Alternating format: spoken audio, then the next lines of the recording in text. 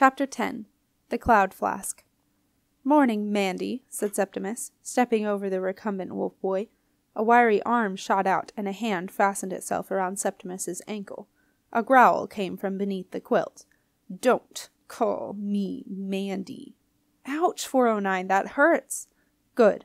Wolfboy sat up, his long matted tails of hair fuzzed by sleep.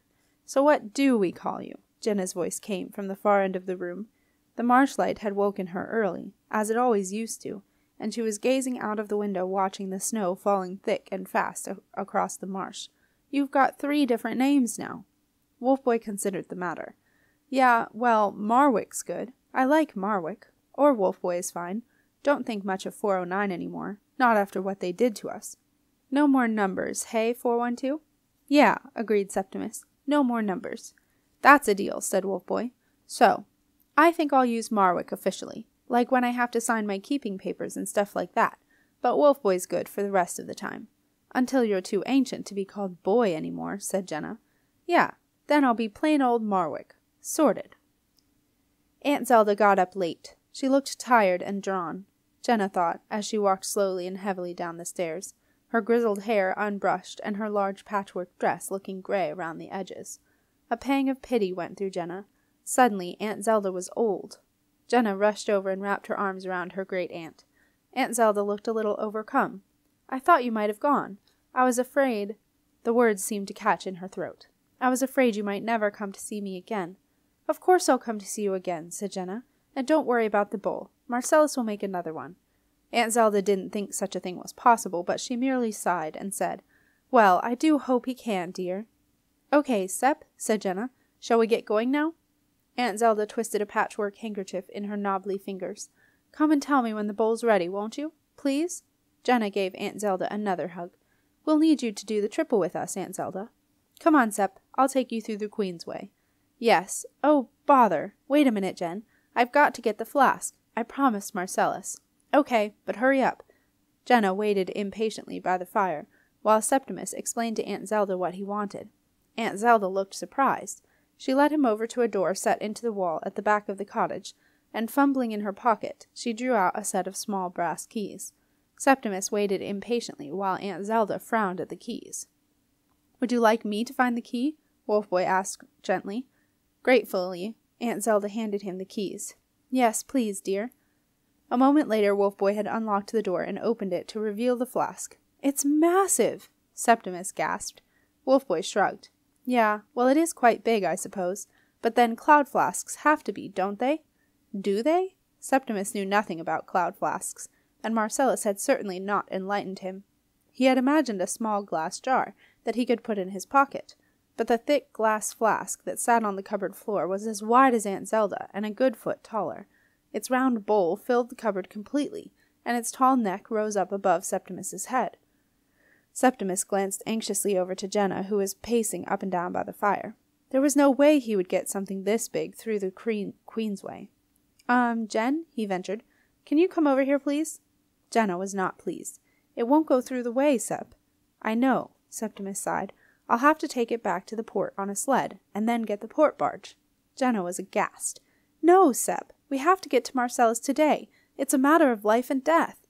"But Jen, like I said, Marcellus hasn't got the fire going yet. He can't do it until then." "Sep, we have to ask. We have to." Wolfboy stepped in. "Septimus," he said, feeling strange using his friend's real name for the first time, "have you looked outside?" Septimus glanced across at the window. Snow was falling fast. He went over to the front door and pulled it open. All he could see was a grayish-white blanket of snow falling so thick that the air looked almost solid. "Bother," he said. "It's a real marsh blizzard," said Wolfboy, joining him. "You'd be crazy to go out in that. In 10 minutes you and that flask would be just a weird-shaped pile of snow." "How long will it last?" asked Septimus. Wolfboy shrugged. "Who knows, but I'd guess all day. We've had a few of these recently, and once they start, the snow keeps falling until the cold night air comes in." Septimus would have happily waited the blizzard out in the comfort of Aunt Zelda's cottage. He would have loved to spend a day by the fire talking to Wolfboy, catching up with his life, and finding out what he was doing. But one look at Jenna told him that was not an option.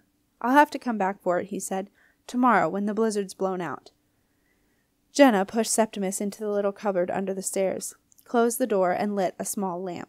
The light flared up in the dark, and Septimus saw the familiar shelves with their orderly bottles of unstable potions, and below them he saw in the dark wood a line of drawers, in which he had always supposed the particular poisons were kept. He watched as, with a practised air, Jenna reached down to the bottom drawer and opened it. He sensed something move within the drawer, and heard a soft click behind them, as the cupboard door locked itself, and they were plunged into darkness. The next thing Septimus knew was Jenna pushing the door open again. He guessed she had forgotten something. She stepped out, and he waited for her to go and get whatever it was. Jenna looked back into the cupboard. "Are you coming, Sep?" "Huh? We're here." "Where?" "Back at the castle, in the palace." "Already?" Jenna grinned. "Yep. Good, isn't it?" Septimus followed Jenna out of the cupboard and stepped into a small, cozy room. It possessed a little fireplace with a fire burning in the grate, and a comfortable, somewhat worn-looking chair placed beside it. What he did not see was the occupant of the chair, the ghost of a queen, a young woman wearing a red silk tunic, with a gold cloak wrapped around her shoulders. Around her long dark hair was a gold circlet, the one that Jenna now wore. At the opening of the cupboard door, the ghost jumped up. She had been waiting for this moment. Her daughter had rushed past her so fast on her way into the cupboard that she had not had time to react. Now she was ready. The ghost of the queen got to her feet and stepped in front of Jenna. Jenna stopped dead. Something was in the way. Septimus was just behind Jenna. "What is it?" he whispered. Jenna remembered something the ghost of Queen Ethelgida had once said to her. "I think that maybe my mother is here," she whispered. Tentatively, she put her hand out in front of her. The ghost of Queen Caris stepped back to avoid being passed through. Yes, I am here," she said, but no sound emerged. What the ghost did not realize was that it takes some practice to speak without appearing, and Caris knew that the time was not yet right for her to appear to her daughter. Jenna turned to Septimus. "Do you feel it?" she whispered. Septimus nodded. The little room felt strangely full of movement, as though currents of air were swirling around. Jenna took a deep breath and said out loud, "Is anyone there?" "I am here," said the ghost of the queen, silently and somewhat irritably. "Daughter, our mothers tell me the dragon boat is dying. You must save her." Beside the ghost of Queen Caris stood the ghost of her own mother, Jenna's grandmother, the redoubtable Queen Matilda. The round ghost, grey hair awry, crown slightly askew as it always had been in life, was agitated.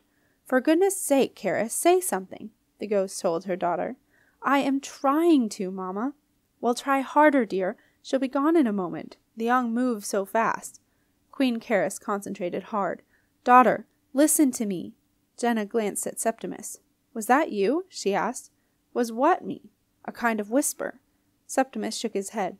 He longed to get out of the oppressive little room. It held bad memories for him. "Let's go, shall we?" he said. Jenna nodded. Queen Matilda was exasperated. "Caris, tell her!" "How can I concentrate when you keep going on at me?" Caris demanded crossly, as she watched her daughter and the alchemy apprentice edge past her. "Well, I shall tell her," snapped Queen Matilda. "No, you will not." "I shall. She is my granddaughter." "And she is my daughter." "Sadly neglected, if you ask me," Queen Matilda huffed. "You really should make more of an effort with her. Poor child. You know I would happily stay here in your place so that you could go to her. She needs you, Caris." Jenna took the few steps across to the blank space in the wall, where the hidden door to the outside lay. Septimus followed, glancing backward uneasily. Caris was fast descending into one of her legendary fights that she used to have with her mother. "Mamma, you know the queen rules perfectly well. We do not appear until the time is right. You know that. How can my daughter ever become a true queen if we keep appearing to her, telling her what to do, preventing her from finding her own true path?" "Absolute twaddle," harumphed Jenna's grandmother. "I never did agree with that part of the rules. Never. You cannot cherry-pick from the rules, Mamma. It is all or nothing. Wait!" The ghost of Queen Caris saw her daughter take hold of the apprentice's hand, and heard her say, "Let's go, Sep." Caris began whirling around the room in frustration. Why couldn't she speak? Why? As her daughter headed toward the wall, a faint, despairing cry found its way into the room. "Hear me! Only you can save the dragon boat." On the other side of the wall, Jenna stared at Septimus open-mouthed. "That was my mother." "Are you sure?" "Sep, I know her voice. I know it. It's my mother." "It was only her ghost, Jen." "So why doesn't she appear to me, Sep? Why? She must have seen me often enough. She's just like my father. They're both the same." They both keep away. It's horrible." "Oh, Jen," said Septimus, at a loss for words. "And now all she does is tell me to do something that I can't do."